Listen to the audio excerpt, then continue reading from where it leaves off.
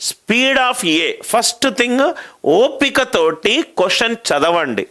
Speed of A అనేది speed of బికి కంటే 16 km/h speed తక్కువ.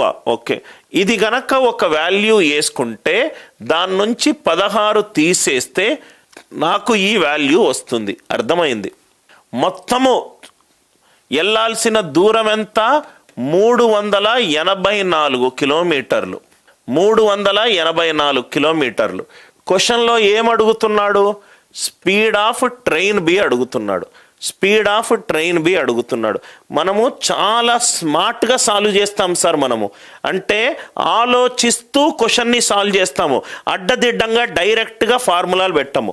384, 8 + 4 12, 12 + 3 15. ఇది 3 తోటి డివైడ్ అవుతుంది. 84 ఇది 4 తోటి డివైడ్ అవుతుంది. ఆన్సర్లో 3 తోటి 4 తోటి డివైడ్ అయ్యే ఏ నెంబర్ ఉందో చూద్దాం. ఇది 3 తోటి డివైడ్ అవుతుంది, ఇది 4 తోటి డివైడ్ అవుతుంది. 4 తోటి ఇది డివైడ్ కావట్లేదు, ఇది 3 తోటి డివైడ్ కావట్లేదు. చూడంగానే మనకు కొన్ని ఐడియాలు వస్తాయి. 384 స్పీడ్ ఆఫ్ బిని నేను 48 అనుకుంటే ఏ 16 km/h తగ్గింది. 16 తగ్గితే దాని స్పీడ్ ఎంత అవుతుంది? 32. ఈ క్వశ్చన్లో 16 తగ్గింది అన్నాడు. కొంచెం నంబర్ని మీద మనం శ్రద్ధ పెడితే చాలా ఈజీగా ఆన్సర్ వస్తుంది సార్. ఇదేమో 8, ఇదేమో 12. 8, 12 మధ్యలో తేడా ఎంత? 4. క్వశ్చన్లో 4 ఇచ్చాడు.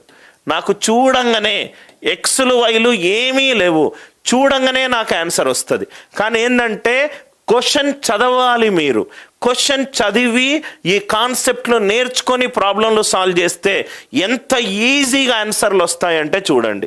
నేను ఫస్ట్ ఏం చేశాను, ఒక నాన్ మ్యాథ్స్ స్టూడెంట్ కూడా ఏం భయపడ, మ్యాథ్స్ అంటే ఇక్కడితోటి ఆడే గేమ్స్ సార్, రైట్? ఇక్కడితోటి చేసేది కాదు. ఇక్కడ నుంచి 100 ప్రాబ్లంలు ప్రాక్టీస్ చేయొచ్చు. కానీ ఇక్కడ మెదడు ఉంటే 10 ప్రాబ్లంలు అర్థం చేసుకుంటే 200 ప్రాబ్లమ్స్ సాల్వ్ చేయొచ్చు. మెదడుతోటి ఆడాలి ఆటని. నేనేం చేశాను, మళ్ళీ కాన్సెప్ట్ను మాత్రమే నోట్స్లో రాసుకోండి. అనిల్ సార్ ఎలా ఈ ప్రాబ్లంని సాల్వ్ చేస్తున్నాడని. 384 ఫస్ట్ ఈ నంబర్ని చూశాను. ఇది 3తో డివైడ్ అవుతుంది అండ్ 4తో డివైడ్ అవుతుంది. ఆన్సర్లో 3 తోటి 4 తోటి డివైడ్ అయ్యే నంబర్ ఏమున్నదో చూసా. 3 లేవు, 48 ఉన్నది. 48 ఆన్సర్గా పెట్టి సాల్వ్ చేశాను.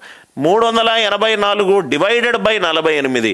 ఇదేమో 8, ఇదేమో 12. 12, 8 తేడా ఎంత? 4 గంటలు తక్కువ. 4 గంటలు తక్కువ. అందరికీ అర్థమవుతే ఎస్ అని చెప్పి రిప్లై చేయండి. ఇలాంటి ఎప్పుడు ఎలా ఏ ఆన్సర్ ఆప్షన్ని తీసేయాలి ఇవి మీరు నేర్చుకుంటే అంటే మీరు మళ్ళీ నేను క్రికెట్ ఎగ్జాంపుల్ చెప్తాను సార్. క్రికెట్ ఆడేటప్పుడు మంచి కోచ్ ఏం చేస్తాడు తెలుసా సార్? మంచి కోచ్ నువ్వు సపోజ్గా టాస్ బాల్లను కరెక్ట్గా లేపకపోతే కోచ్ ఏం చేస్తాడంటే, నేను జనరల్గా క్రికెట్ని ఆల్మోస్ట్ ఒక 22 సంవత్సరాలు దాన్ని పూజించాను కాబట్టి కోచ్ ఏం చేస్తాడంటే నెట్ ప్రాక్టీస్లో నీకు టాస్ బాల్లే వేస్తూనే ఉంటాడు. టాస్ వేస్తాడు. టాస్ వేసిన తర్వాత నువ్వు ఆడుతూనే ఉంటే no no no no no hit this side, బ్యాట్ని ఇట్లా బ్యాట్ని తిప్పి ఇటువైపు కొట్టు అని చెప్పి టాస్ బాల్ వేస్తాడు. దాని తర్వాత బౌన్స్ బాల్ ఉన్నాయనుకో బౌన్సే వేస్తాడు. ఫీల్డర్ లెఫ్ట్ సైడ్ బాల్కి క్యాచ్ చేయకపోతే కోచ్ ఏం చేస్తాడంటే లెఫ్ట్ సైడ్ బాల్స్ వేస్తూనే ఉంటాడు. ఒక కోచ్ యొక్క లక్షణమే అది.